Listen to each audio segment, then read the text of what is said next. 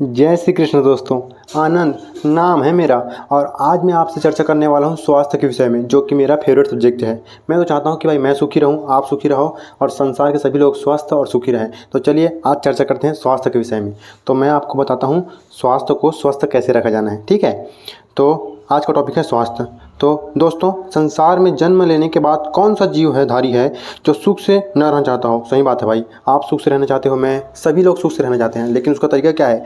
असली और स्वस्थ स्वास्थ्य। तो चलिए कैसे स्वस्थ रह जाए वो देखते हैं। परंतु वास्तविक सुख बिना स्वास्थ्य मतलब निरोगिता के मिलना कठिन है। बात तो सही है। इसलिए हर प्रकार से निरोगिता के लिए प्रयत्नशील रहना प्राणी मात्र का कर्तव्य है। हाँ, ये जानते सब हैं, लेकिन करता कोई नहीं है भाई।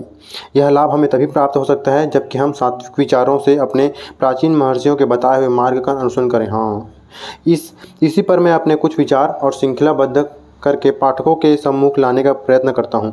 मनुष्य जीवन में शरीर को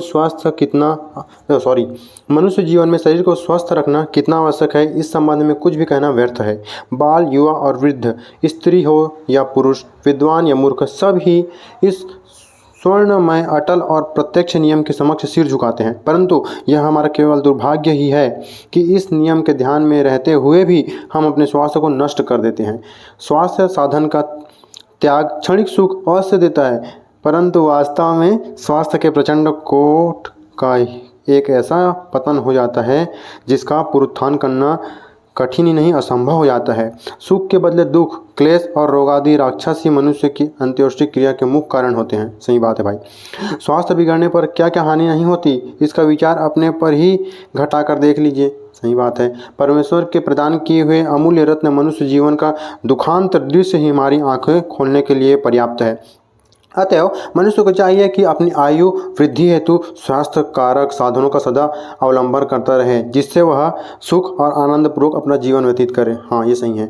तथा अपने जीवन उद्देश्य की पूर्ति के लिए भरसक प्रयत्न करने के साथ सफलता प्राप्त करे। सही बात है। अगर आपका शरीर स्वस्थ है तो आपका लक्ष्य आपको जल्दी और अच्छे तरीके से मिलेगा।